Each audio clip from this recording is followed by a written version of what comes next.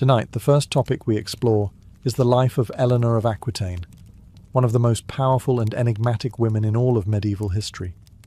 A queen not just once, but twice, first of France, then of England. She wasn't simply a consort lost in her husband's shadow. No, Eleanor ruled lands, led armies during the Crusades, and outwitted kings in velvet gloves. From political marriages to personal rebellion, from courtly love to civil war. Eleanor's legacy shaped Europe's royal houses for centuries.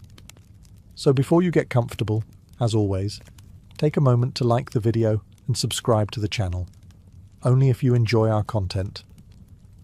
Let us know where you're watching from and what time it is for you. Sometimes our stories are too interesting, and we are working on some boring ones. It's time now to dim the lights, turn on a fan for some noise, and let's cover what we have for tonight. Together. Eleanor of Aquitaine entered the world around the year 1122 in a region that pulsed with culture, wealth, and ambition. She wasn't born into just any noble house. She was the daughter of William X, Duke of Aquitaine, a realm so vast it rivaled the power of the French crown itself. Her inheritance would one day stretch from the Loire River to the Pyrenees, making her the most sought-after bride in Christendom. But what truly set Eleanor apart wasn't just land, it was intellect. Raised in the glittering court of Poitiers, Eleanor was immersed in a world of poetry, philosophy, and politics. Unlike most girls of her era, she was rigorously educated. She read Latin, understood classical texts, and was well versed in music, law, and the strategic art of diplomacy. Her court would later be famed for inventing and spreading the ideals of chivalry and romantic love. But even as a teenager, Eleanor was more than charm and courtliness. She was being groomed to lead. Everything changed in 1137. Her father, while on pilgrimage to Santiago de Compostela, fell ill and died suddenly. Eleanor, just 15, became Duchess of Aquitaine, a title that gave her command over nearly a third of what we now call France. But as a young girl ruling one of Europe's richest territories, she couldn't remain unwed for long. Her guardians wasted no time. Within months, she was married to Louis, the heir to the French throne. It was a political match, engineered to bring Aquitaine under royal control. Days after the wedding, King Louis VI died, and Eleanor became Queen of France alongside her new husband, now Louis VII. But Eleanor was no passive queen. From the moment she arrived in Paris, her bold spirit clashed with the sombre court. Louis was devout, ascetic, and inexperienced. Eleanor was lively, ambitious, and unafraid to speak her mind. The tension between them was immediate, and only deepened over time. Even so, Eleanor had positioned herself at the heart of power. In a kingdom where queens were expected to bear heirs and remain silent, she was already setting the stage for something entirely different. A life that would upend tradition, challenge monarchs, and shape the future of Europe. In 1147, a monumental event shook Christendom, the launch of the Second Crusade. Cities in the east had fallen, and the Pope called upon the kings of Europe to take up the cross. Louis VII, devout and eager to prove himself, answered the call. But what shocked the continent wasn't his participation. It was that his queen, Eleanor of Aquitaine, would join him. This wasn't a symbolic journey. Eleanor brought with her hundreds of knights and vassals from Aquitaine, pledging them to the cause. And more unusually still, she personally led a group of noblewomen, dressed in armour, riding alongside the men. Chroniclers were aghast. They accused her of playing Amazon, of turning a holy war into a parade of vanity. But Eleanor was undeterred. The journey was grueling. The army marched through France, Germany, Hungary, and finally into the rocky terrain of Asia Minor. The blazing heat and treacherous mountains drained morale. Disease spread. Food ran short. Louis, always hesitant, proved a poor commander. The French army suffered devastating losses in Anatolia. It was a failure of leadership, and Eleanor wasn't afraid to say so. In Antioch, she sought refuge with her uncle, Raymond of Poitiers, a brilliant and charismatic prince who ruled the city. Here, Eleanor felt at ease. Some said too much. Whispers began, of late-night meetings, of an improper closeness. Rumours of an affair between Eleanor and Raymond spread like wildfire. Whether true or not, Louis believed them. Enraged, he forced Eleanor to leave Antioch against her will. Their marriage, already strained, now cracked beyond repair. Eleanor had expected to lead, to advise, even to strategize, but Louis had expected silence and obedience. As they returned from the failed crusade, the difference between them was no longer tolerable.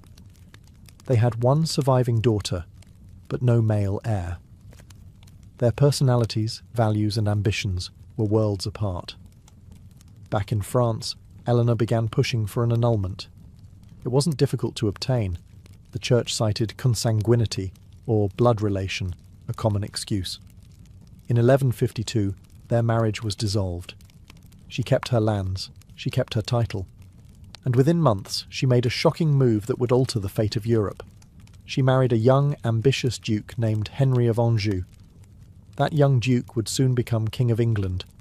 When Eleanor of Aquitaine married Henry, Duke of Anjou, in 1152, just 8 weeks after her annulment from Louis VII, it was a scandal. Not only was it quick, it was strategic. Henry was 11 years her junior, bold, and already carving out a path to power. 2 years later he ascended the English throne as King Henry II, and with him Eleanor became Queen of England. This new union was not just romantic, it was geopolitical. By marrying Henry, Eleanor united her vast Aquitaine holdings with the English crown, creating an empire that stretched from Scotland to the Pyrenees. France was now surrounded by Angevin power, and Eleanor, at the centre, held lands even her new husband didn't control outright. Together, they were a formidable team, at least at first.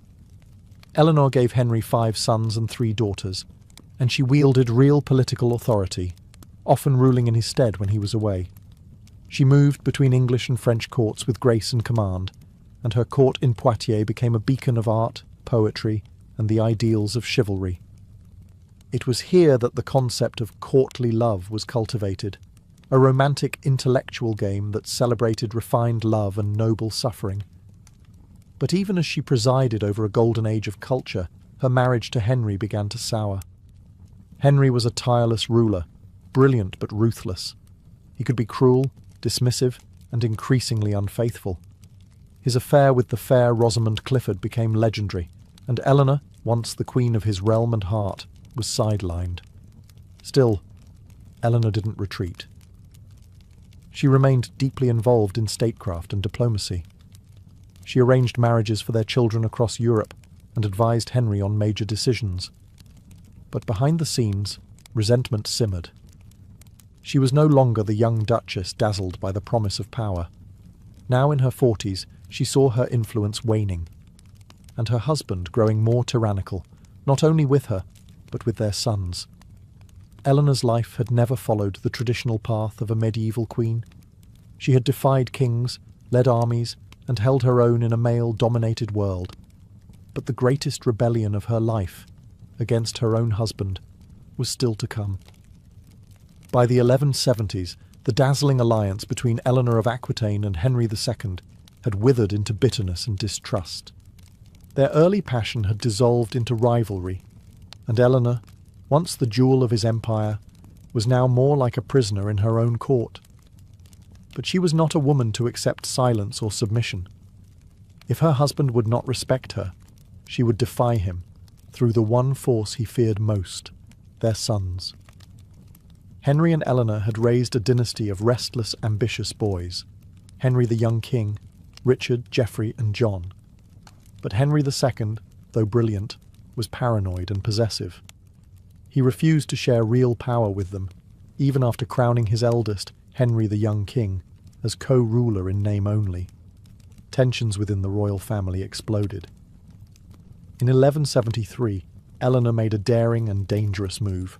She encouraged her sons, especially young Henry, Richard, and Geoffrey, to rebel against their father.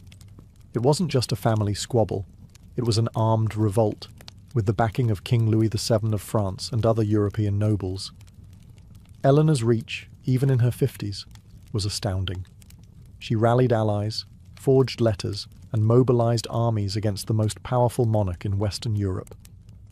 For a moment, it seemed the rebellion might succeed. Henry II was caught off guard. England and Normandy were under siege, but his response was swift and brutal. The rebellion crumbled. Geoffrey surrendered. Young Henry, too weak to lead, faltered. And Richard, though brave, lacked the force to win. But the deepest betrayal Henry felt wasn't from his sons, it was from his wife. Eleanor, attempting to flee Aquitaine in disguise, was captured. She was taken to Henry's court, stripped of her authority, and placed under house arrest. For the next 16 years, she would live in confinement, moved from castle to castle under constant watch. No trials, no titles, no more freedom. But Eleanor's spirit did not break. She endured. She waited. And she watched as her sons, now men, continued to battle their father and each other. She knew time would shift the power balance again. Eleanor had survived the Crusades, political exile, and 2 royal marriages. And now, in silence, she prepared for her next chapter, one that would restore her to power in a way no one saw coming. In 1183, Eleanor's life took a grim turn and an unexpected opening. Her eldest son, Henry the young king, died of dysentery while on campaign. The rebellion he once led against his father had failed, and now the heir to the throne was gone. With his death, a political void emerged, and Eleanor, still under house arrest, found herself once again at the centre of royal strategy. Her second surviving son, Richard, bold, brilliant, and utterly fearless, now became Henry II's new heir. But trust between father and son was broken. Henry favoured his youngest son, John, hoping to divide lands between them and keep Richard in check. Richard, however, wanted full control of Aquitaine, his mother's lands, and his by right. Eleanor, despite her imprisonment, remained in contact with Richard. She encouraged his ambition and loyalty to Aquitaine. She knew his strength, his charisma, and his popularity among the nobles. If anyone could outmaneuver Henry II, it was Richard. And in 1189, fate finally moved in her favour.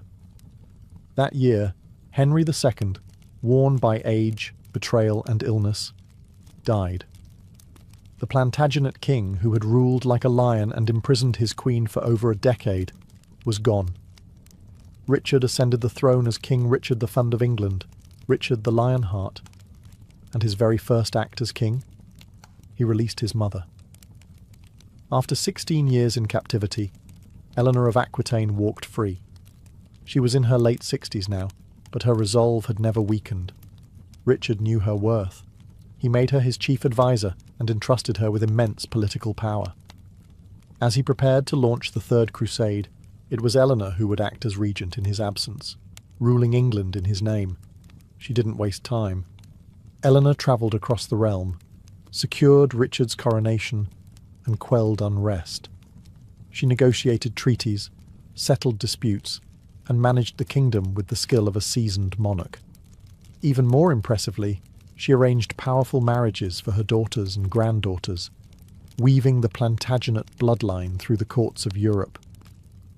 Eleanor wasn't just a queen mother, she was the beating heart of an empire. And while her son went off to fight in the Holy Land, it was Eleanor, regal, sharp, and undiminished by age, who held the realm together.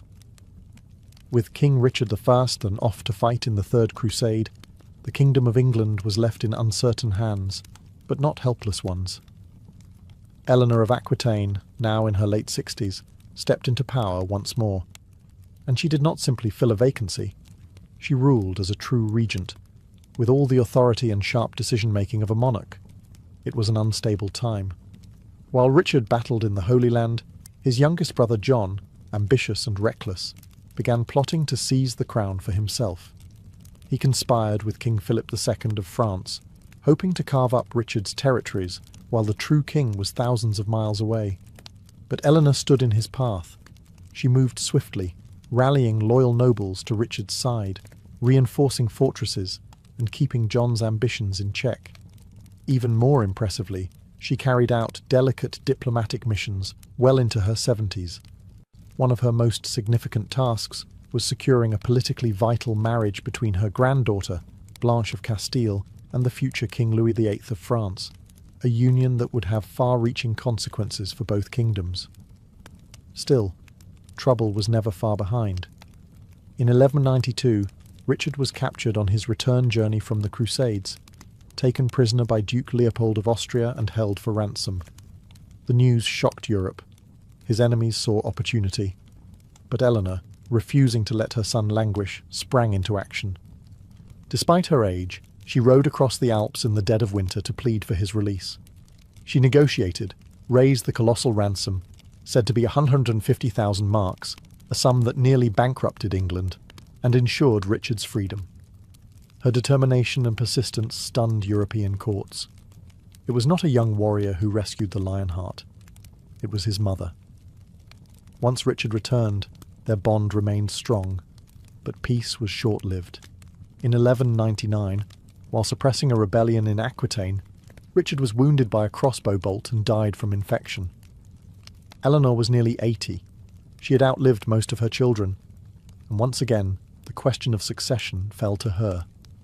With Richard gone and John next in line, the future of the Plantagenet dynasty once more rested on Eleanor's shoulders.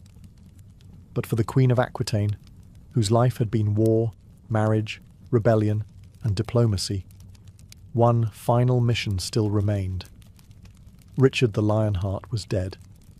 His younger brother John, now poised to take the throne, was a far cry from his legendary sibling. Unpredictable, impulsive, and deeply mistrusted by many nobles, John's path to kingship was not guaranteed. Once again, all eyes turned to Eleanor of Aquitaine, the aging matriarch whose political instincts remained unmatched.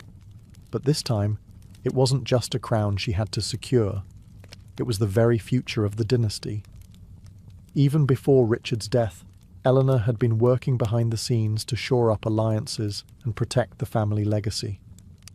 When John ascended in 1199, she lent her name and presence to his cause, using her status as the revered Dowager Queen to legitimize his rule. Though she had long distrusted John, she understood the stakes. Without unity, the empire her marriage had created, stretching from Scotland to the Pyrenees, could shatter. Yet Eleanor's final mission wouldn't be in England. It began in Castile, far to the south, where her granddaughter was being raised. The child, named Blanche, was to be the next diplomatic thread in Eleanor's web. The aging queen journeyed, at the age of 77, across the mountains and treacherous lands of medieval France and Spain to retrieve Blanche and bring her to the court of France. There the girl would be wed to the French heir, ensuring peace between two ancient rivals. That journey was more than symbolic. It showed the world that Eleanor, even at the twilight of her life, was still Europe's most powerful political matron. Monarchs respected her. Nobles followed her. Enemies thought twice before crossing her. But time was catching up. After securing Blanche's betrothal, Eleanor returned to Fontevraud Abbey in Anjou, a quiet religious retreat she had long favoured. She withdrew from politics, not because she was defeated, but because her final moves had been made. She had ruled alongside kings, given birth to 2 generations of monarchs, and shaped the course of Europe through ink, sword, and silk. In her last years, she took the habit of a nun. But no one mistook her for ordinary. Even in contemplation, Eleanor of Aquitaine remained a sovereign soul, one who had written her own legend in a world built to silence women.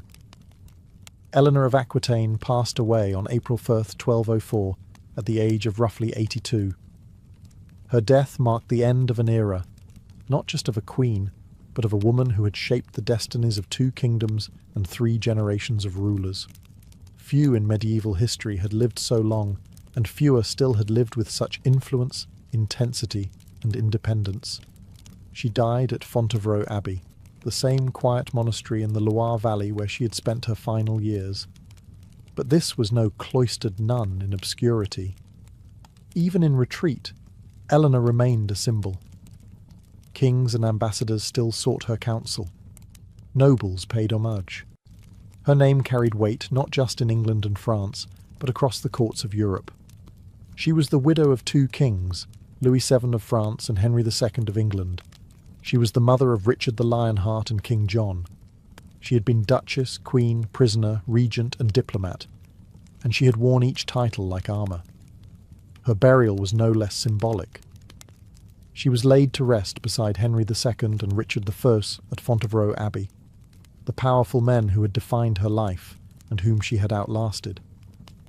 A statue atop her tomb shows her not with a sceptre or crown, but with a book, a quiet testament to her intellect, her education, and her lifelong love of learning. Even in death, Eleanor refused to be remembered as simply a queen. She was a thinker, a ruler, a matriarch, and above all, her own woman. Across Europe, the reaction to her death was one of awe and reverence. Chroniclers, even those who had once criticised her, now praised her wisdom, her strength, her grace. She had been controversial, yes, bold in her loves, unflinching in her politics, but never forgotten, never ignored. Eleanor's legacy is not just in the castles she ruled or the kings she crowned. It is in the very idea that a woman, in a world built for men, could claim her place, not by permission, but by sheer force of will. She did not ask for power. She embodied it, and in the tapestry of medieval Europe, her thread runs long, golden, and unbroken. Eleanor of Aquitaine's legacy is not confined to stone tombs or faded scrolls. It lives on in the very shape of Europe, in the lineage of monarchs, and in the evolving idea of female power. She was a woman centuries ahead of her time, and her influence didn't end with her death. In fact, in many ways, it began to crystallize only after she was gone. Through her children and grandchildren, Eleanor's bloodline spread across the thrones of Europe. Her daughter Eleanor of England became Queen of Castile. Her granddaughter Blanche of Castile, the one she personally escorted to France, would become the mother of Louis IX, the future Saint Louis. And of course, her sons Richard and John left legacies of their own, though often marked by war, controversy, and legend. But beyond royal bloodlines, Eleanor reshaped the idea of what a queen could be. Before her, queens were often silent partners, pawns of dynastic marriage. Eleanor broke that mould. She was a landowner in her own right, a political strategist, a commander of troops, and at times, the effective ruler of an empire. Her courts in Aquitaine helped birth the concept of courtly love, a cultural movement that transformed medieval literature, music, and values. Her patronage encouraged poetry and philosophy in a time dominated by warfare and dogma. And perhaps most remarkably, she achieved all this in an age when women were expected to be submissive, silent, and invisible. Eleanor didn't just defy the rules, she rewrote them. She dared to lead armies on crusade, challenge her husband's authority, raise rebellious sons, and act as regent over a volatile kingdom. She was imprisoned for her defiance, but not broken. And when the world doubted her, she endured, waited, and returned to power with grace and fire. Today, historians see Eleanor not as an anomaly, but as a turning point, a symbol of medieval female agency that stood firm amid male-dominated monarchies. She wasn't perfect. She could be ruthless, politically calculating, and at times self-serving, but she was never irrelevant, never a shadow. She was a queen who ruled through intellect, charisma, and endurance, a mother who shaped kings, a duchess who defined empires. Eleanor of Aquitaine didn't just live through history, she made it. Centuries before the Mona Lisa smiled at tourists beneath soft museum lights, the Louvre was something else entirely. A fortress of stone and silence, built for defence, not display. Around the year 1190, King Philip II of France, anxious about English threats from the west, ordered the construction of a powerful stronghold along the Seine's edge. At that time, Paris was far smaller, and the western frontier of the city needed protection. What rose from the riverbank was not a palace or gallery, but a fortress, thick, grim, and impenetrable. This early Louvre was anchored by a massive circular keep, a tower 30 meters tall, surrounded by high curtain walls, watchtowers, and a broad, dry moat. It wasn't meant to be beautiful. It was practical. Cold stone, arrow slits, iron-reinforced gates. Beneath the fortress, secret tunnels and storage chambers were carved into the ground. Corridors meant for moving supplies, hiding troops, or escaping under siege. These tunnels, some historians believe, may still lie buried beneath modern Paris. For centuries, this fortress loomed over the Seine like a sleeping beast, quietly guarding the kingdom. But over time, its purpose began to fade. Paris expanded beyond its original walls. The city grew safer, and kings, no longer needing a garrison in the capital, began to look at the fortress differently. By the 1500s, it was considered outdated, militarily useless, but full of potential. Renaissance kings with visions of grandeur no longer wanted thick battlements. They wanted halls, galleries, gardens. The Louvre, though rough and ancient, stood in the right place, by the river, in the heart of Paris, close to power. It was time to reinvent it. The transformation wouldn't happen overnight. The old fortress was slowly dismantled, reshaped, and incorporated into new royal plans. But the bones of that original medieval beast never fully disappeared. When renovations were done in the late 20th century, centuries after the museum had taken over, workers unearthed the buried base of Philip's Tower, cold, grey, and intact.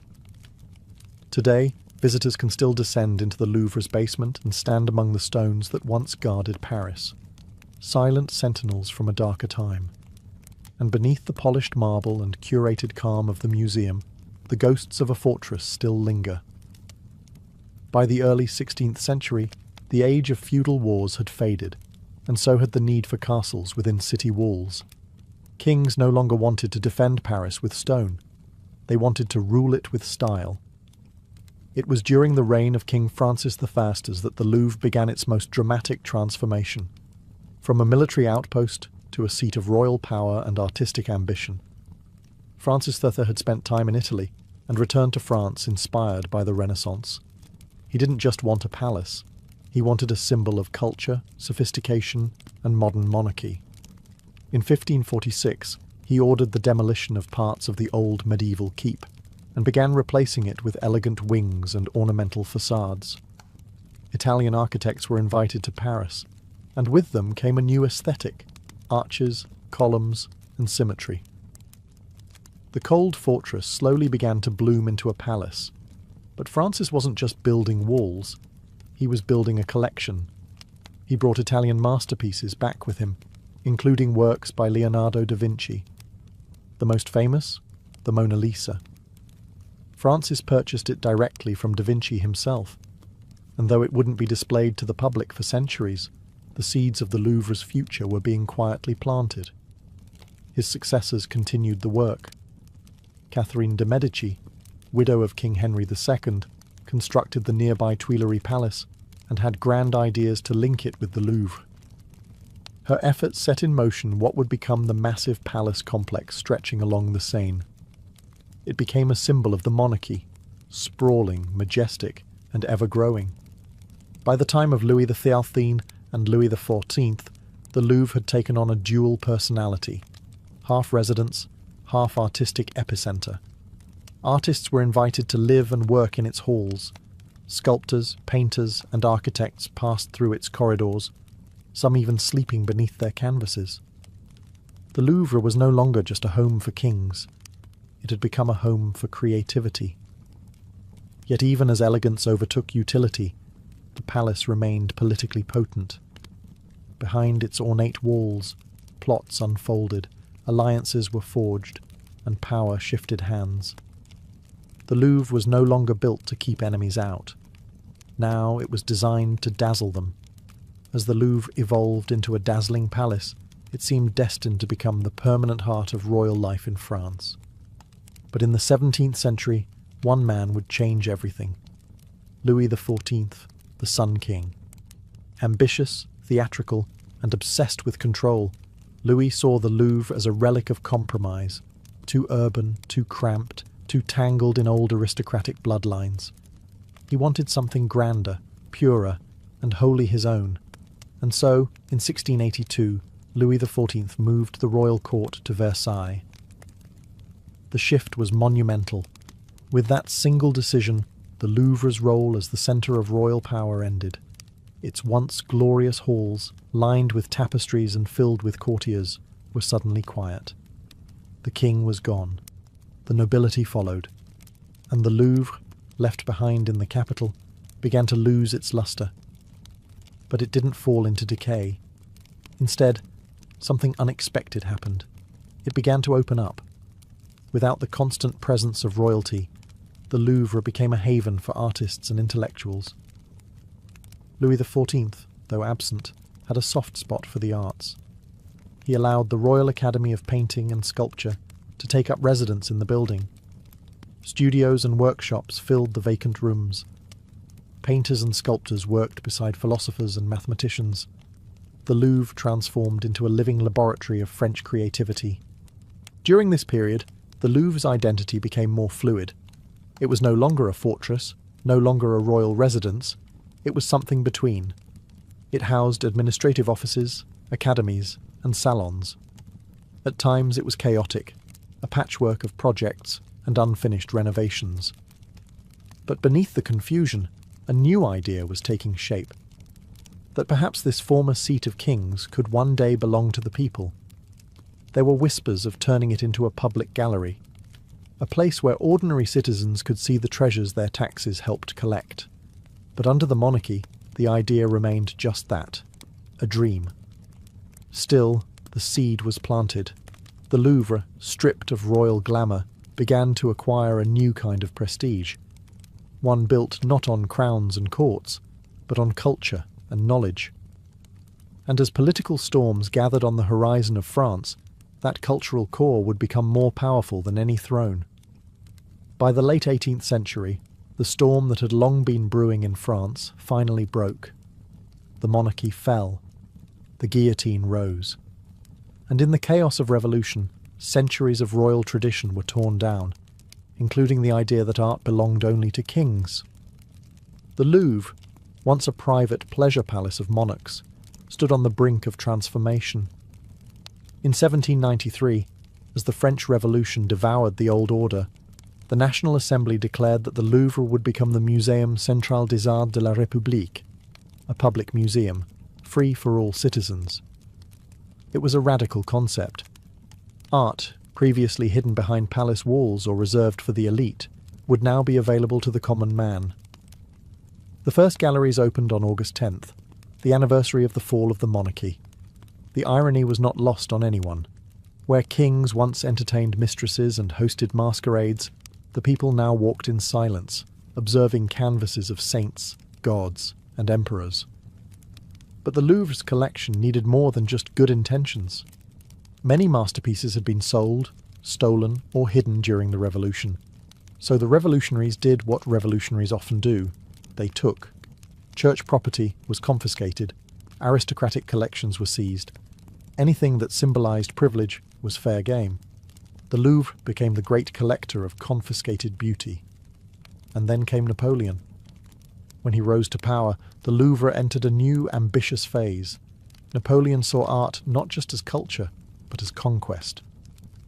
Wherever his armies marched, treasures followed. From Rome to Venice, Egypt to Berlin, Napoleon plundered paintings, statues, and antiquities. He renamed the museum the Musée Napoléon and filled it with loot from across Europe. The Louvre swelled with spoils, winged victories, Roman busts, Egyptian sarcophagi. Art was no longer just inherited, it was seized. And the museum, once a symbol of royal excess, now stood as a showcase of empire.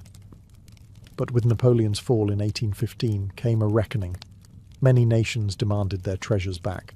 Some were returned. Others mysteriously stayed. Still, the Louvre survived. And more than that, it was reborn. No longer royal, no longer revolutionary. It had become something lasting. A monument not just to France, but to civilization itself. and beneath its marble floors, the layers of history continued to deepen. While the Louvre dazzled the world above ground, beneath its stone corridors and polished galleries lay another story, one of secrets, tunnels, and whispers lost to time. Few visitors know that beneath the museum's grandeur is a network of cellars, passageways, and forgotten vaults that speak to the building's centuries of transformation. Much of the underground space dates back to the original medieval fortress. When Philip II built the first Louvre in the 12th century, it included underground storerooms and escape tunnels carved into bedrock. Some were used to store arms and grain, others, it's believed, connected to the Seine for stealthy movements during times of siege. As the fortress became a palace and the palace became a museum, these passages were expanded, sealed, or repurposed. Some were converted into wine cellars during the Renaissance.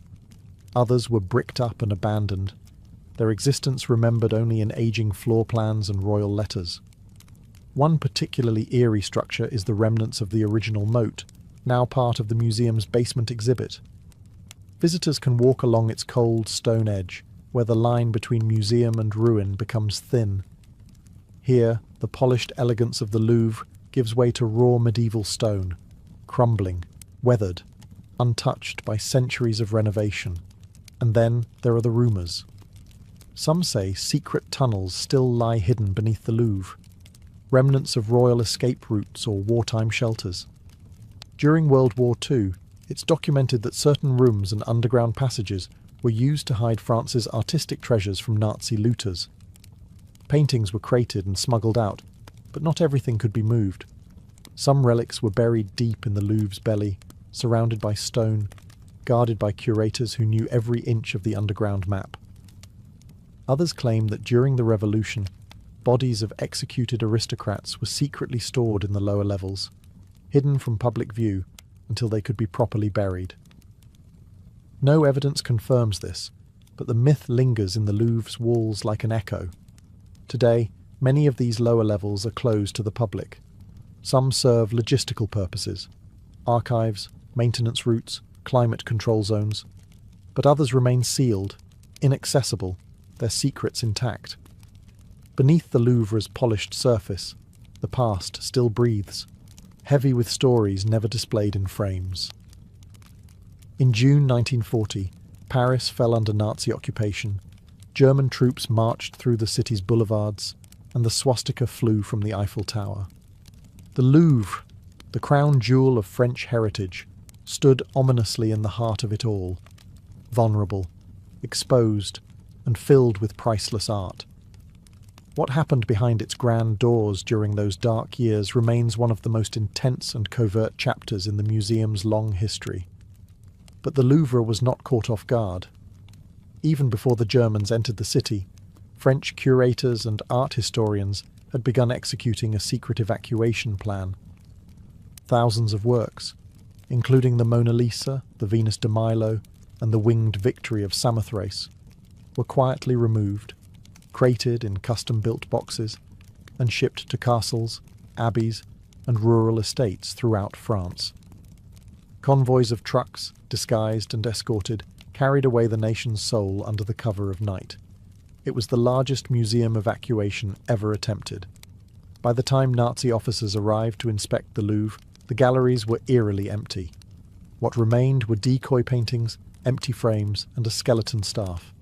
The Nazis, furious but impressed by the scale of the operation, repurposed the building for their own use. Some rooms were used as offices for the Kunstschutz, the Nazi division tasked with cataloguing and controlling Europe's cultural property. Meanwhile, the hidden masterpieces were constantly moved across the French countryside to evade detection. Museum staff risked their lives to preserve what they called the treasure. Some of them joined the resistance. Others faked documents, forged shipping orders, or misled collaborators. The Louvre, though silenced, was not passive. It became part of a cultural battlefield. By 1944, as the Allies approached, the Nazis began retreating and looting. French resistance members worked tirelessly to protect the hidden collections from being taken. When Paris was finally liberated in August, the museum's defenders emerged from the shadows, and the Louvre slowly began reclaiming its treasures. One by one, the great works returned to their home. Some had suffered, others had narrowly escaped destruction. But the Louvre had survived the war, not just as a building, but as a spirit. And in its quiet halls, you can still feel the weight of what was almost lost. By the late 20th century, the Louvre had become one of the most respected museums in the world, a guardian of civilization's greatest treasures. But beneath its grandeur, it was showing signs of strain.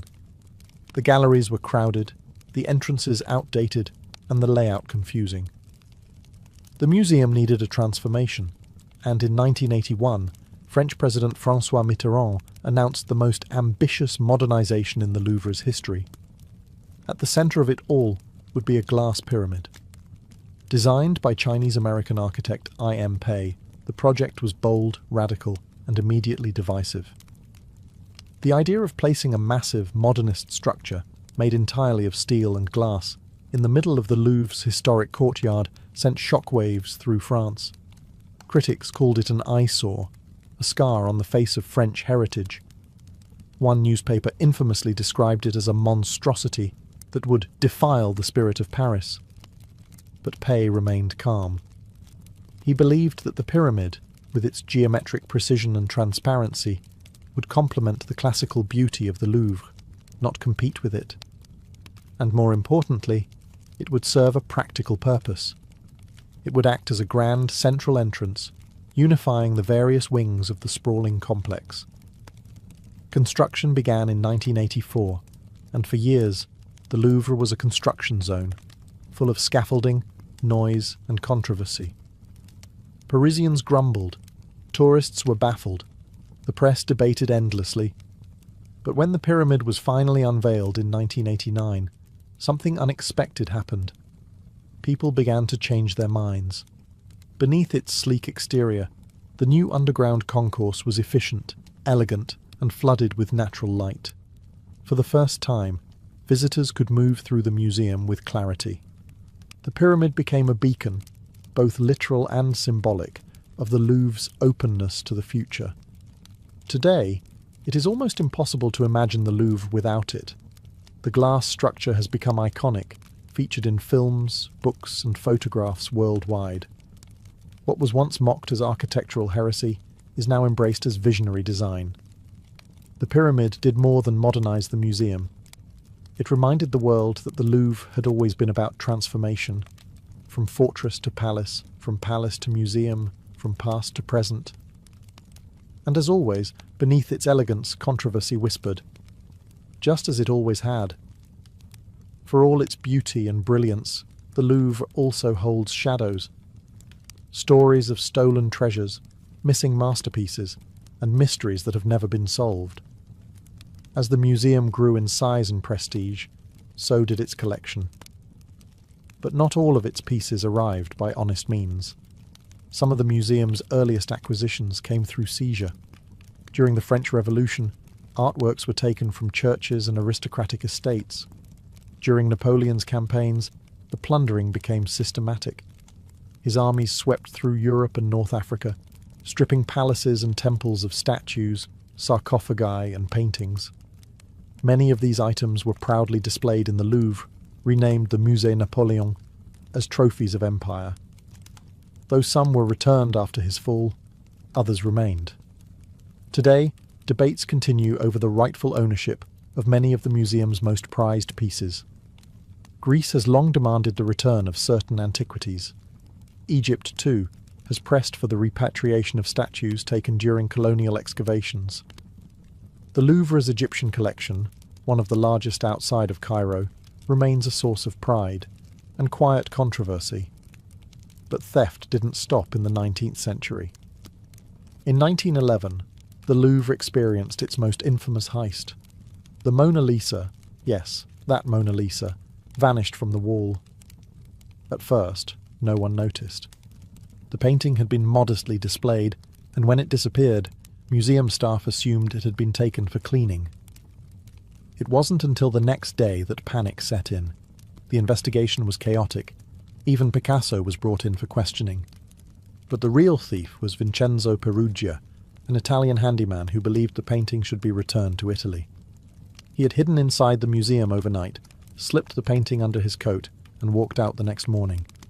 It took 2 years to recover the painting, which was found in Florence. There have been other losses too, some small, some devastating. A royal crown disappeared during the 19th century. A priceless Egyptian stele was damaged in transport. Some artworks taken during Nazi occupation were never returned to their rightful owners. The Louvre, like all great institutions, carries the weight of its past, glorious and flawed. For every masterpiece on its walls, there is a trail of hands, choices, and consequences. Some treasures shine in the light. Others remain hidden in the cracks of history. Today, the Louvre stands as more than a museum. It is a living organism, constantly evolving, shaped by centuries of ambition, conquest, revolution, and reinvention. Over 10 million visitors pass through its doors each year, wandering through over 650,000 square feet of galleries, peering at faces frozen in oil, marble, and time. But the Louvre's magic is not just in its masterpieces. It's in the weight of its past, the layering of eras beneath its floors and behind its walls. Every step through the museum is a journey through overlapping centuries, where medieval stone corridors lie just below neoclassical facades, and digital screens share space with ancient relics. In this palace of paradoxes, Renaissance paintings hang beneath LED lighting, while Egyptian mummies sleep beneath Parisian sky. What makes the Louvre remarkable is its refusal to stay still.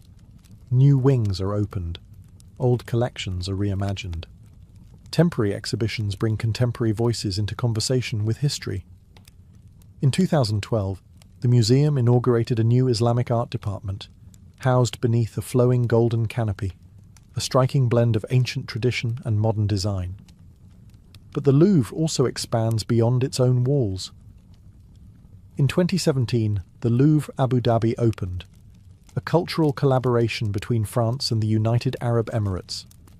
Its architecture mirrored the light and shadow of the original, but the vision was global.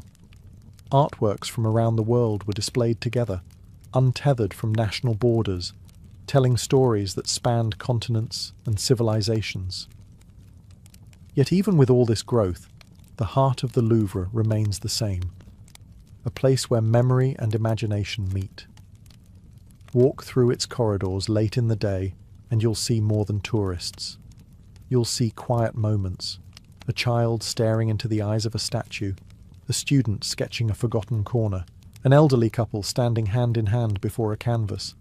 And below it all, under the glass pyramid, behind the velvet ropes, beyond the gallery lights, the Louvre still keeps its secrets.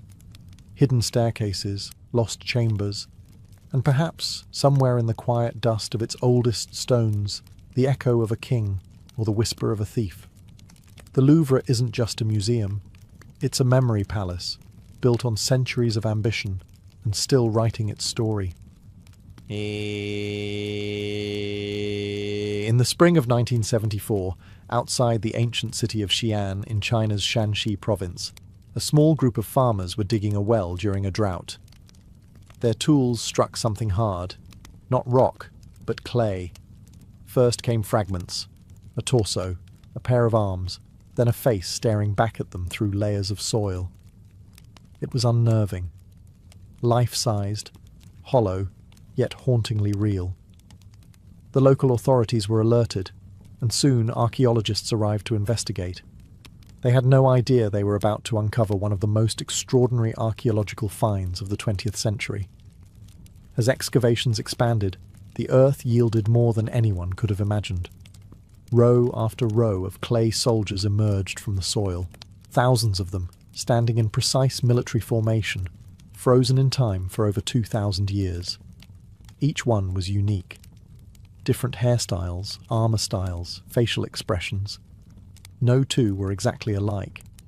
Some stood tall with commanding presence, others crouched in attack stance, and they weren't alone. Clay horses, wooden chariots, and bronze weapons accompanied them, all crafted with startling realism. What had these figures been guarding for so long beneath the ground? The answer lay not far away, beneath an unexcavated mound over 250 feet high, the mausoleum of Qin Shi Huang, the first emperor of a unified China. It was he who ordered this massive underground army built, not for the battlefield, but for the afterlife. The Terracotta Army was part of a sprawling necropolis, a buried empire designed to mirror the emperor's real-world domain. Scholars estimate that over 700,000 workers may have been involved in its construction over nearly 4 decades, and incredibly, this massive wonder lay untouched and forgotten for more than 2,000 years. News of the discovery spread quickly, and the world was captivated. Here was not just a tomb, but a window into ancient Chinese philosophy, artistry, power, and belief.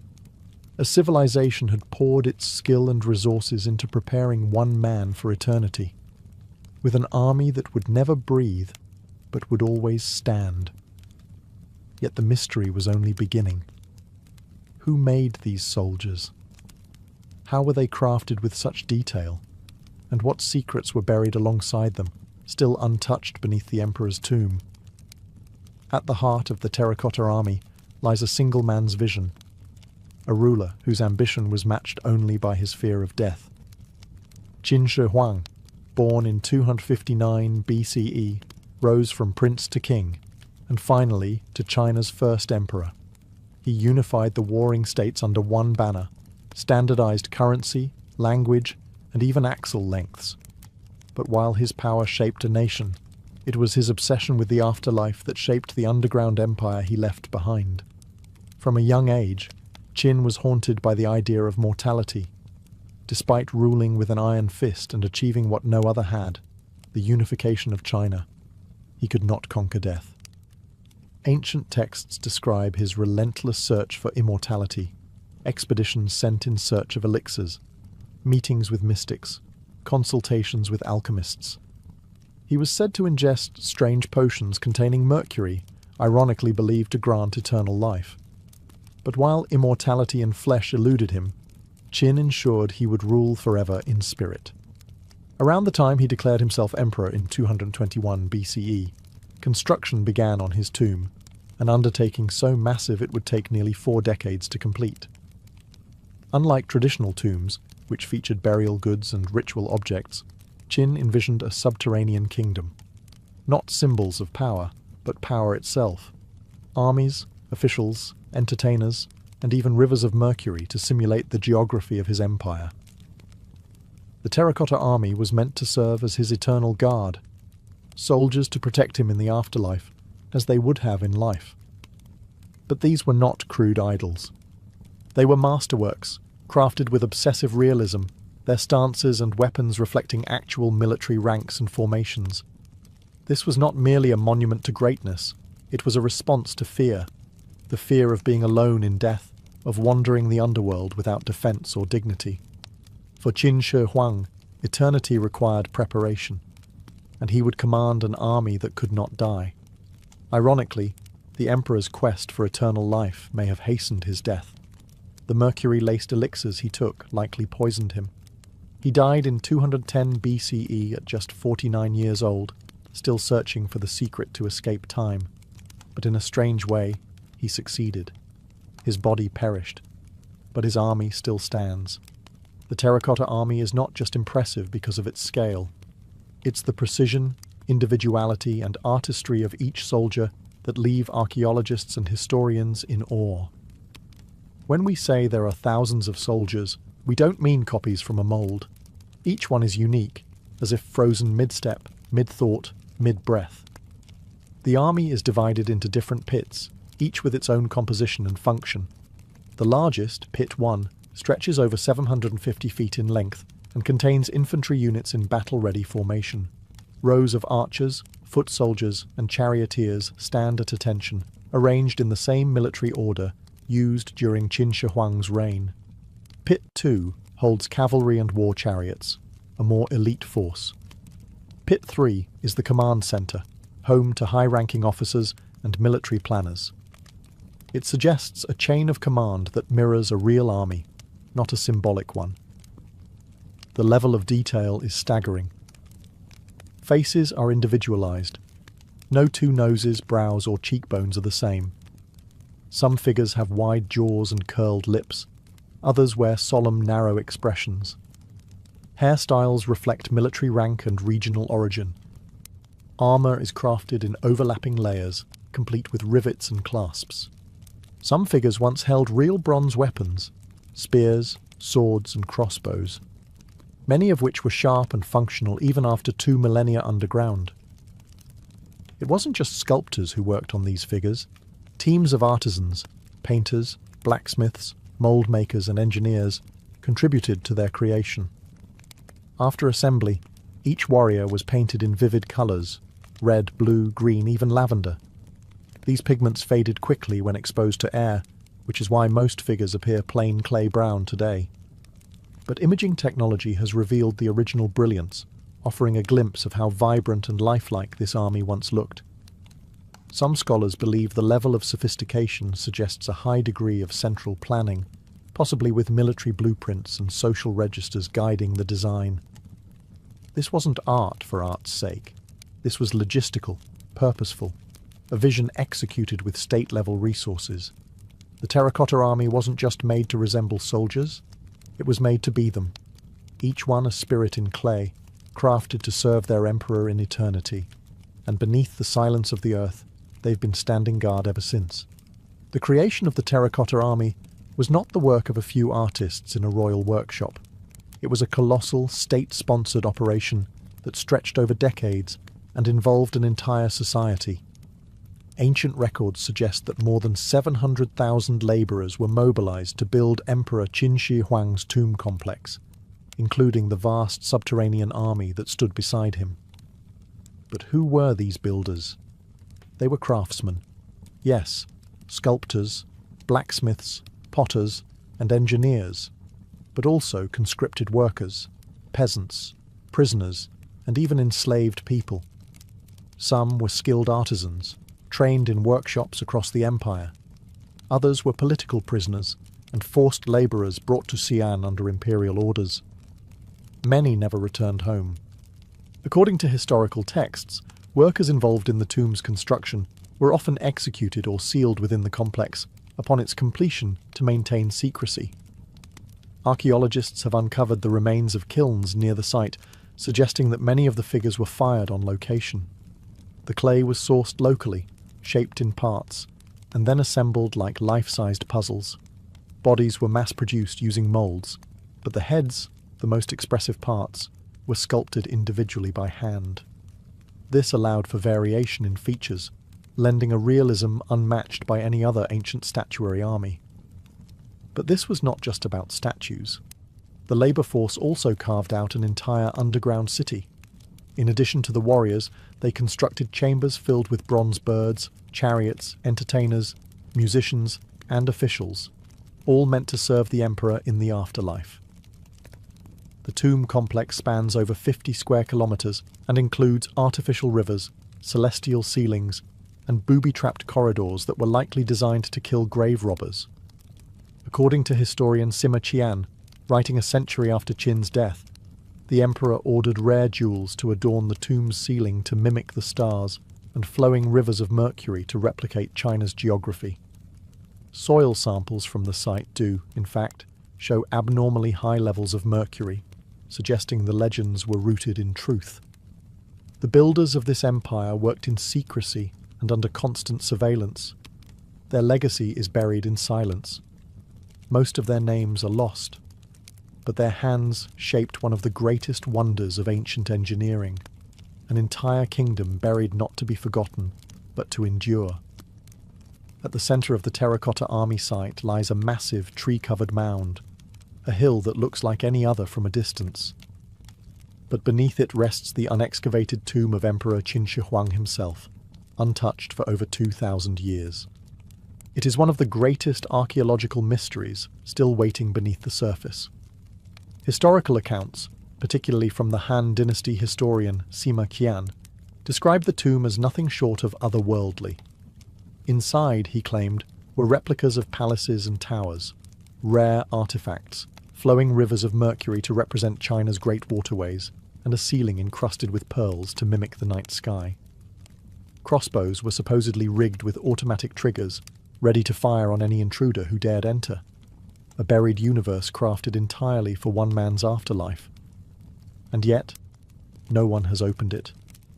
Unlike the terracotta warriors, which have been extensively studied and preserved since their discovery, the main burial chamber remains sealed. Why? The reasons are both practical and ethical. For one, the technology needed to excavate the tomb without damaging its contents simply does not exist yet. Archaeologists fear that once the tomb is opened, priceless artifacts, including fragile paintings, textiles, or organic materials, could be destroyed upon exposure to air. The terracotta warriors themselves lost their vibrant paint within hours of being unearthed, turning from dazzling figures to dull clay. Then there is the matter of mercury. Soil tests around the mound show elevated levels of mercury, lending credibility to the ancient texts. If true, the tomb may pose serious environmental and health risks. Some speculate that it's not only hazardous to excavate, but also deliberately engineered to deter grave robbers, with traps and toxic fumes waiting in the dark. Culturally, there is reverence to consider. In traditional Chinese beliefs, disturbing the dead, especially an emperor, is a serious matter. Many argue that the tomb should remain untouched, unless it can be entered with absolute respect and preservation. And so, it waits. Beneath that quiet hill lies a secret that no one has seen in over 2,000 years. A world built for a man who could not conquer death, but who may have created a paradise to rule in it. And as science advances, the question grows louder. Should we open the tomb of the first emperor? The terracotta warriors are not simply statues. They are soldiers, and like any soldiers, they were equipped for war. Many of the warriors once held real weapons: swords, spears, halberds, crossbows, and arrows. Weapons not merely decorative, but functional, forged with deadly precision. This wasn't symbolic craftsmanship. These were tools of war, buried in clay hands as part of a full-scale military simulation for the afterlife. When archaeologists first excavated the pits, they found thousands of bronze weapons buried alongside the figures, swords with razor-sharp edges, arrowheads crafted for distance and penetration, and even crossbow triggers made with ingenious mechanical designs. Despite being over 2,000 years old, many of these weapons remained in surprisingly good condition. Some blades were still sharp, their bronze alloy so advanced that it resisted corrosion for millennia. How did they do it? Recent studies revealed that the ancient Chinese blacksmiths coated many of the weapons with a thin layer of chromium oxide, a technique that essentially prevented rust. This technology wouldn't be reinvented until the 20th century, and yet the Qin dynasty artisans had already mastered it. Their understanding of metallurgy was far ahead of its time, evidence of a highly organized and technologically skilled society. But the weapons also served a deeper purpose. Qin Shi Huang didn't just want a lifelike army, he wanted a lethal one. These warriors were meant to fight off threats in the afterlife just as his real troops had fought during his conquests. This wasn't a peaceful vision of eternity, it was a prepared one. The emperor intended to rule in death as he had in life, with force, strategy, and the means to dominate. Interestingly, many of the weapons were missing by the time modern archaeologists uncovered the site.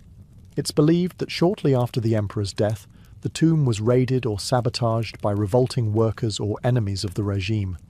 Fires were set, roofs collapsed, and weapons were stolen. Even in death, Qin's empire faced rebellion. Still, enough remains to paint a vivid picture. A silent army, armed and alert, standing in formation beneath the soil, each warrior once ready to march, not in this world, but in the one beyond.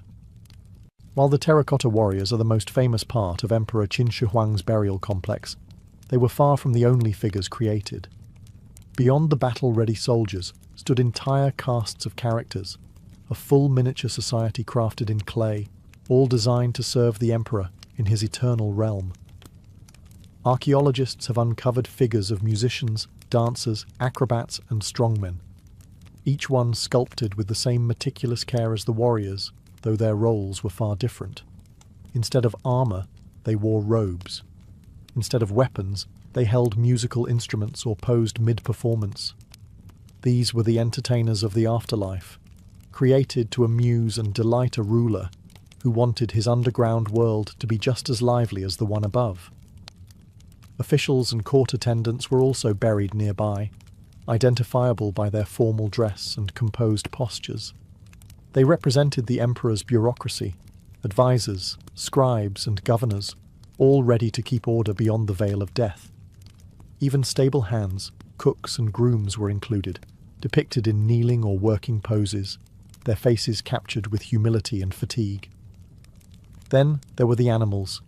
Terracotta horses stood beside wooden chariots, once painted and decorated.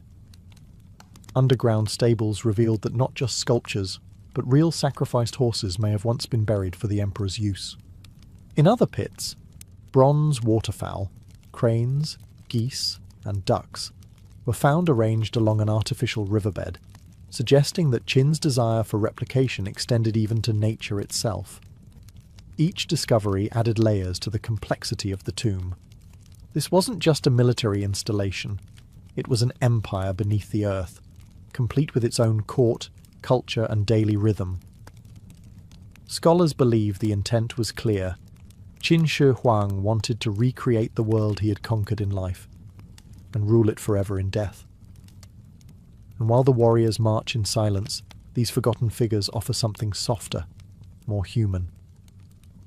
They remind us that this afterlife wasn't imagined as endless warfare alone. It was filled with music, ceremony, and the tireless hum of a royal court. They may not carry swords or wear armor, but they too were built to serve the first emperor, and they too have waited in darkness for over 2,000 years. The Terracotta Army is more than an archaeological marvel. It is a mirror of an empire at its peak. Every clay figure reflects the scale, ambition, and structure of Qin Shi Huang's unified China. His dynasty was short-lived, lasting only 15 years, but its legacy reshaped the nation. And nowhere is that transformation more hauntingly captured than in the emperor's underground army. Before Qin's reign, China was a fractured land of warring states, 7 major kingdoms constantly fighting for supremacy.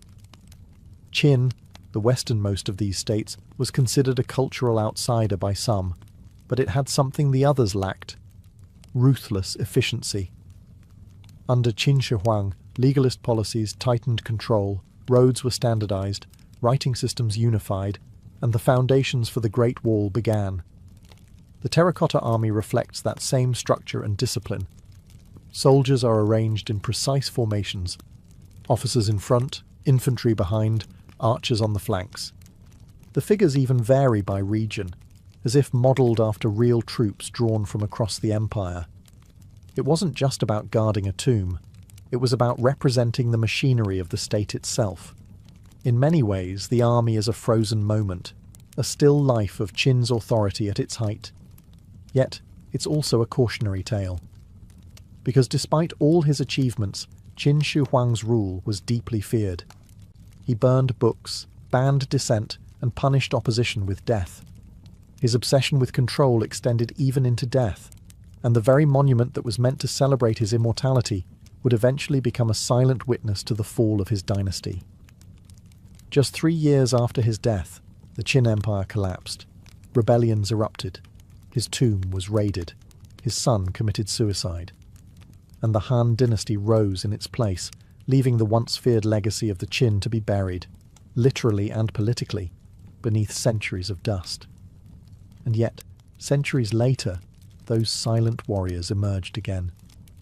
Today, they speak not just of one man's fear of death, but of a civilization's vast reach and relentless ambition. The Terracotta Army stands not only as a tribute to the emperor who dreamed of ruling the afterlife, but as a timeless echo of a moment when all of China bowed to one throne. The Terracotta Army still stands in silence, row after row, decade after decade, watching, waiting. Not for war, not for conquest, but for remembrance.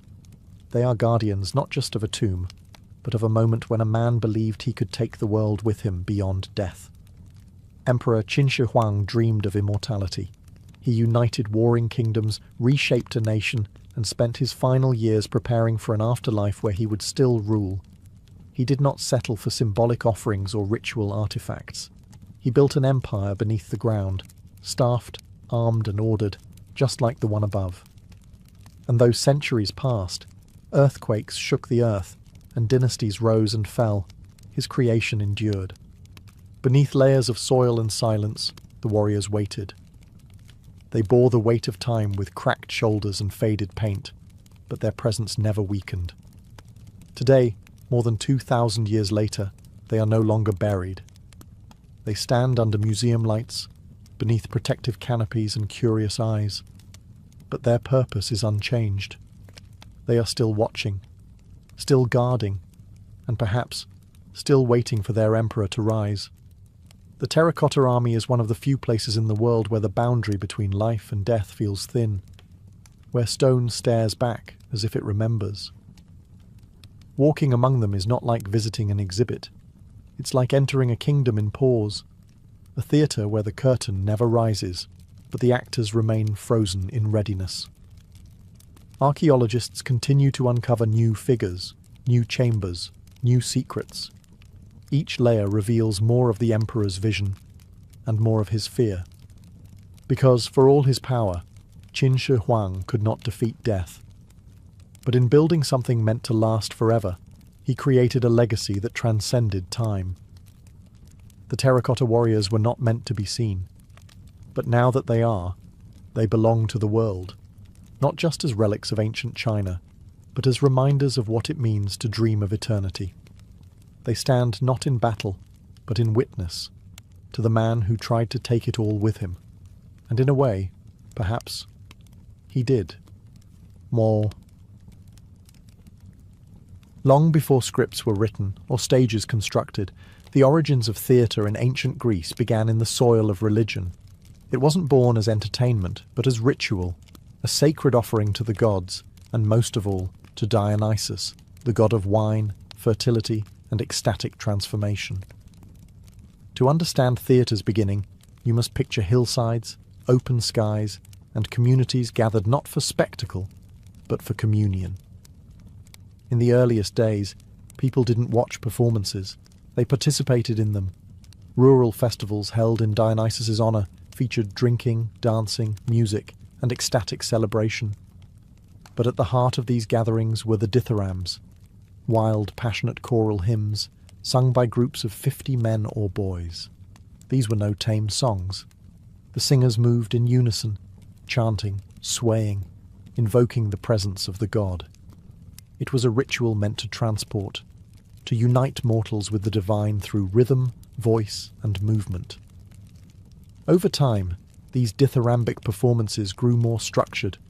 The chants began to incorporate storytelling elements, tales of Dionysus' birth, his wanderings, his suffering, and his joy.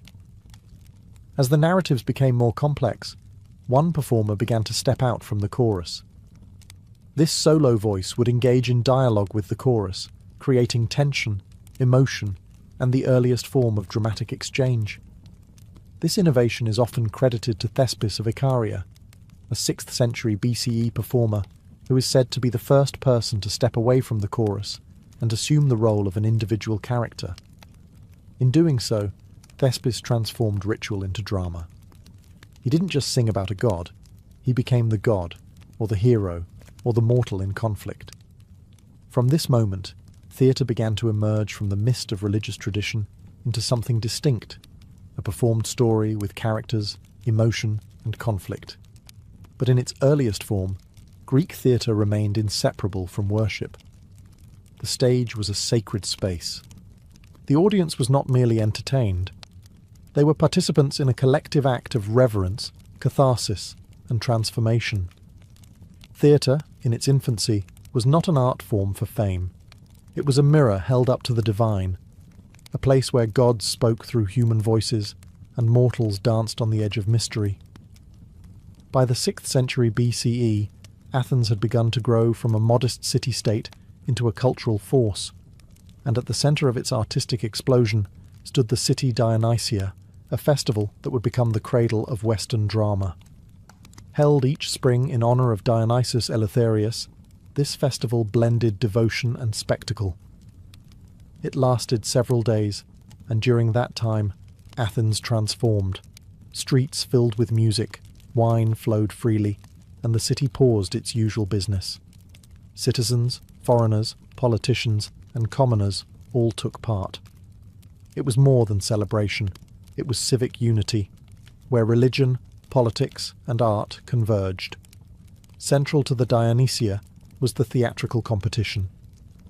Tragedians would submit tetralogies, 3 tragedies and 1 satyr play, to be performed in front of a jury. The performances were not casual affairs. They were staged in massive open-air theatres, carved into hillsides, with thousands in attendance. The playwrights competed for prestige, but also to honour the god. Winning at Dionysia wasn't just about fame, it was a divine offering. The performances began at dawn and lasted all day. Each trilogy explored themes of human suffering, divine justice, fate, and morality. The audience, seated in a semicircular arrangement, watched actors in elaborate masks and robes perform tales of gods, kings, and doomed heroes. These stories were familiar, drawn from myth, but they were told with intensity, designed to move the soul. The chorus remained a vital presence, providing narration, commentary, and emotional resonance. Between scenes, they sang and danced, helping the audience interpret the unfolding drama. Music, movement, and dialogue wove together into something more than a play. It was a sacred experience, a ritual of collective catharsis. Even the state supported these events. The wealthy were required to sponsor productions as a civic duty, and tickets were subsidized so that even the poor could attend. This wasn't just art, it was democracy in motion. The city Dionysia transformed performance into an institution. It gave structure to the chaos of ritual and turned storytelling into a public mirror, one that reflected human weakness, divine wrath, and moral struggle. And through this sacred competition, theatre was born. Out of song and ceremony came something darker, deeper, and more enduring, tragedy. The word itself, tragoedia, means goat song, likely tied to ancient rituals where a goat was sacrificed to Dionysus.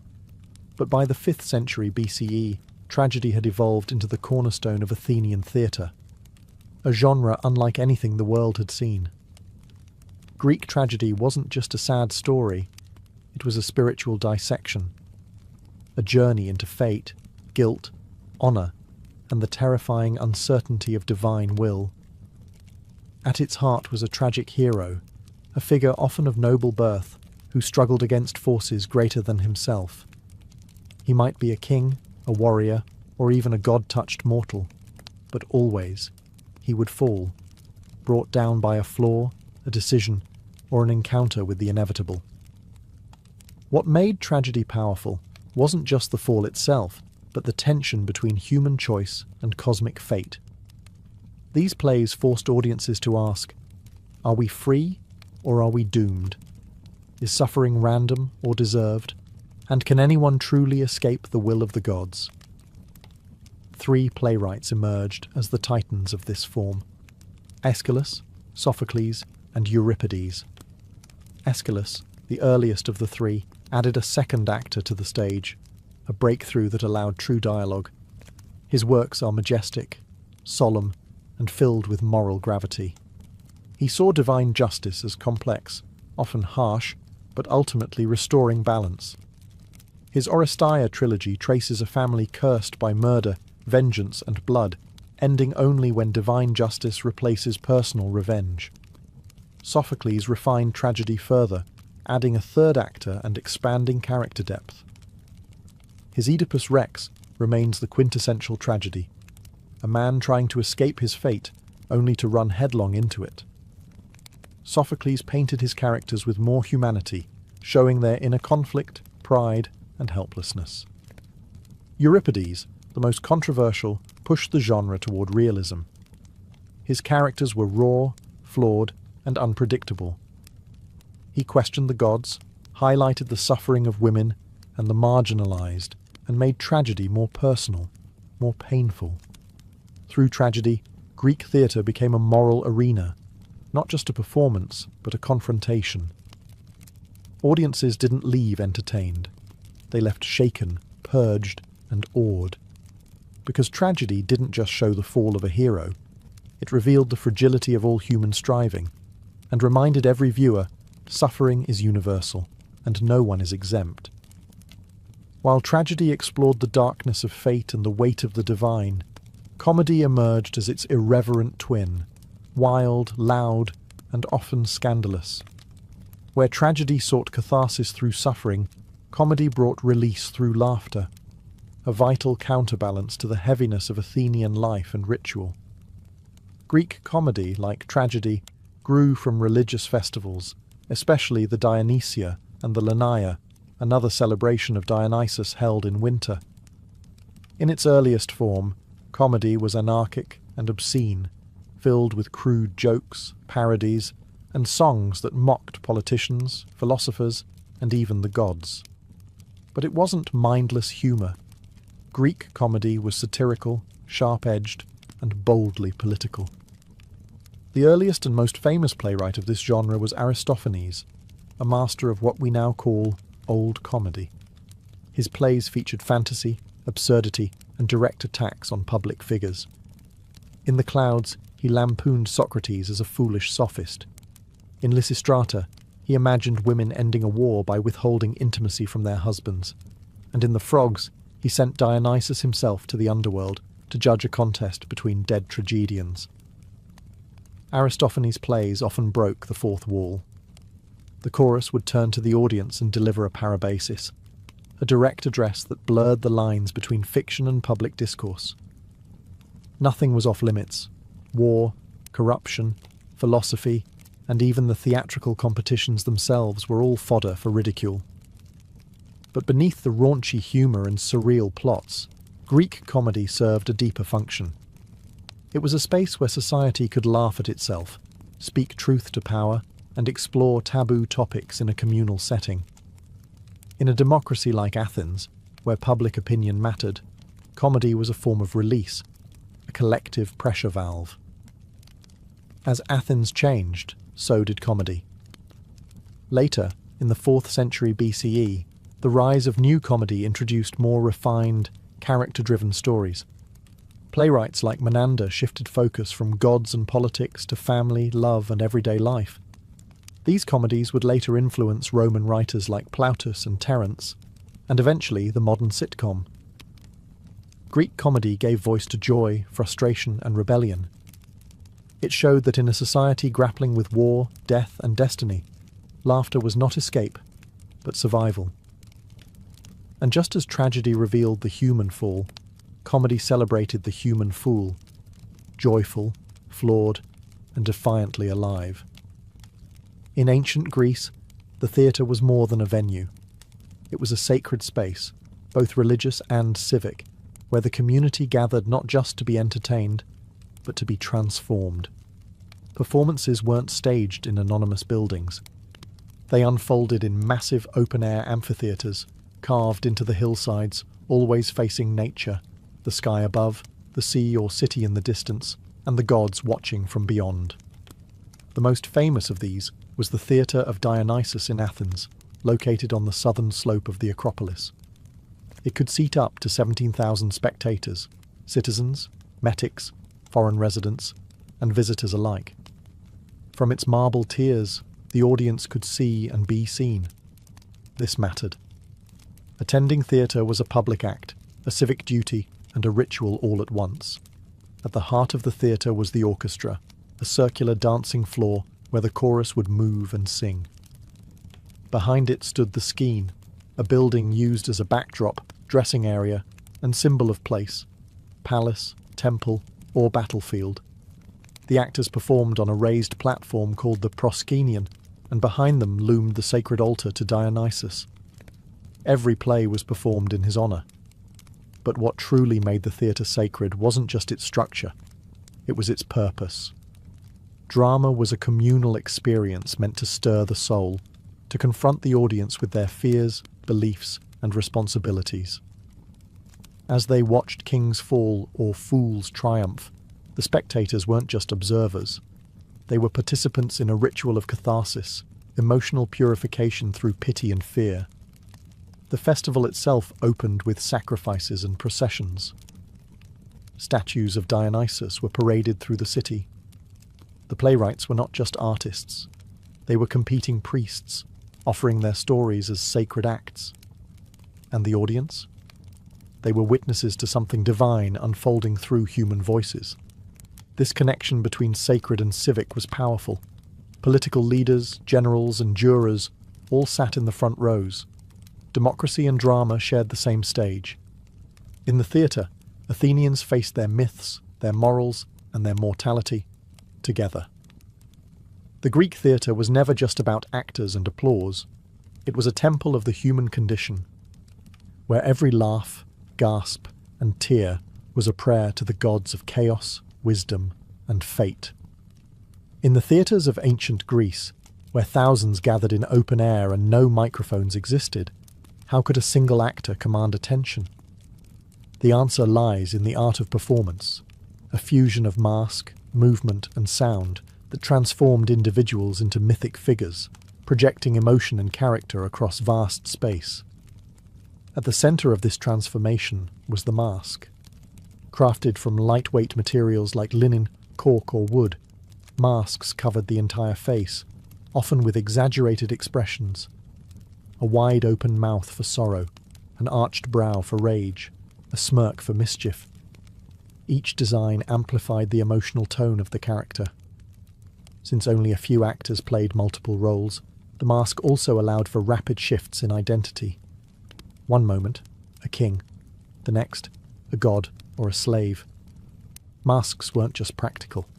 They were sacred tools, linking the actor to the spirit of the role. To wear a mask wasn't merely to pretend, it was to embody. The actor became a vessel, channeling not only character, but fate, myth, and message. Costumes were equally important. Robes were brightly coloured and stylized, helping define a character's role: royalty, warrior, servant, or fool. High platform shoes, called kothurni, elevated tragic actors, lending them a towering, otherworldly presence. In contrast, comedic actors wore padded suits and grotesque masks, exaggerating belly, backside, and facial features for laughs. Movement was grand and deliberate. Without close-ups or spoken nuance, actors used sweeping gestures and choreographed steps to express emotion. Every pose mattered. Every turn carried weight. And then there was sound. The chorus, positioned in the orchestra, sang and chanted in unison, creating a rhythmic, almost hypnotic layer of storytelling. Flutes accompanied the action, enhancing suspense, sorrow, or triumph. The human voice, trained and projected, rang out over the rows of stone seats, resonating through the marble bowl of the theatre. Together, mask, costume, motion, and sound formed a ritualized language of performance. It wasn't about realism, it was about essence, distilling human experience into bold, symbolic action. In Greek theatre, the actor was not a star, but a servant of the story, shaped by myth, driven by voice, and veiled in the haunting power of the mask. In the heart of every ancient Greek drama stood the chorus, a group that was neither lead actor nor passive audience, but something in between. They did not simply watch the story unfold. They sang it, danced it, questioned it, and mourned it. The chorus was the soul of the performance, a bridge between mortals and gods, stage and spectators. Traditionally composed of 12 to 15 men in tragedy and up to 24 in comedy, the chorus performed in the orchestra, the circular dancing floor at the base of the stage. Their movements were carefully choreographed, and their songs, known as odes or stasima, were set to the tones of the aulos, a double-reeded flute that gave the music its distinct haunting resonance. But what did the chorus do? They offered commentary on the action, posed moral questions, and voiced the thoughts that the characters themselves could not say. If the hero made a fatal choice, the chorus might whisper doubt. If a god intervened, the chorus interpreted its meaning.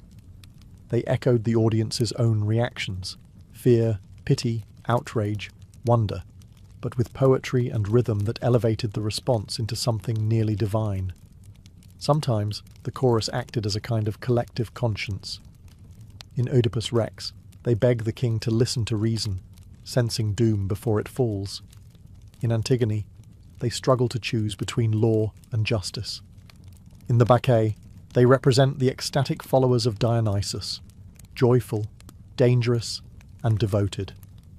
Their function wasn't always solemn. In comedy, the chorus could be loud, rude, and wildly inappropriate. They might interrupt the action, mock the audience, or even deliver a parabasis, a direct address to the crowd, often expressing the playwright's own views on politics, art, or society. What made the chorus powerful wasn't just what they said, but how they said it, in unified movement and voice. They were a living metaphor, the many speaking as one, reflecting not just personal opinion, but collective identity. In a world where fate and the gods ruled all, the chorus reminded every theatre-goer of their place in the grand design, as witness, as questioner, and as voice for the voiceless. In Athens, the birthplace of both theatre and democracy, drama was not just an art form, it was a civic institution. The theatre was where the city came together, not only to witness myths and legends, but to confront itself, its values, its fears, its failures. It was a space where storytelling and citizenship intertwined. The annual festivals, especially the city Dionysia, were funded and attended by the state. Wealthy citizens were appointed as chourgoi, responsible for financing productions as a form of public service. The best plays were selected by magistrates, performed in front of thousands, and judged by a panel of citizen jurors. The process was formal, competitive, and deeply Athenian. Why was this important? Because the stories on stage were never just about ancient heroes or faraway gods. They were reflections of the present, moral and political allegories that held a mirror up to the city itself. When Sophocles staged Antigone, he wasn't just telling a myth about a stubborn king. He was asking his fellow Athenians, when does the law serve justice, and when does it become tyranny? When Euripides wrote about war-torn women in the Trojan Women, he was echoing the recent devastation of Athens' own military campaigns. Even comedy got political. Aristophanes lampooned leaders, questioned wars, and ridiculed philosophers. Audiences laughed, but the questions lingered. Who are we following? What are we becoming? Attendance at the theatre was not passive. Citizens were expected to go, reflect, and engage. Tickets were often subsidized by the state, so even the poorest Athenians could attend. The belief was clear: a healthy democracy requires a thoughtful public, and theatre helped cultivate that thought. Plays did more than entertain. They educated, provoked, united, and challenged. They turned myth into message and stage into statecraft. Every gasp, every cheer, every silence carried civic weight. In a city built on public voice, the theatre was its echo chamber, a place where freedom of thought could dance with divine myth, and where every citizen sat not just as spectator, but as participant in the moral life of the polis. Though the golden age of Greek theatre faded with the fall of classical Athens, its legacy never disappeared. What began as ritual and evolved into tragedy and comedy would echo across millennia, shaping the very foundation of Western storytelling.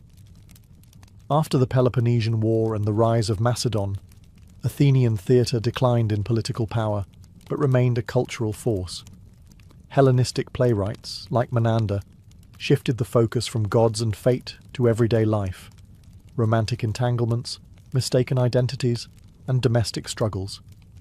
These new comedies would later influence Roman dramatists, such as Plautus and Terence, whose plays laid the groundwork for Renaissance and modern farce. Roman theatre absorbed much from the Greeks, their structure, their characters, even their language. but the deeper influence ran through time. When Shakespeare wrote of tragic heroes brought down by their flaws, or when Molière mocked society through biting wit, the spirit of Sophocles and Aristophanes was alive again. Even today, echoes of ancient Greek drama are everywhere. The three-act structure, so common in modern storytelling, mirrors the progression of Greek tragedy. The very idea of catharsis, introduced by Aristotle, remains at the heart of powerful narrative. That deep emotional release we feel when a story reflects our own struggles and contradictions. The architecture of modern theatres, the use of masks in performance art, and even the concept of the chorus in musicals all trace their roots to those open-air amphitheatres carved into the hills of ancient Greece. But perhaps the greatest legacy is not found in structure, but in purpose. Greek theatre asked questions we are still asking. What is justice? What is fate? What does it mean to be human in a world ruled by forces beyond our control? It gave voice to grief, joy, defiance, and absurdity. It reminded citizens that power must answer to truth, and that laughter could be as revolutionary as rage. What began as songs to a god of wine and ecstasy became a timeless art form, one that continues to illuminate our lives, not with easy answers, but with stories that dare to ask the hardest questions. The stage may have changed, the voices may be new, but the drama, the conflict, the wonder, that is eternal.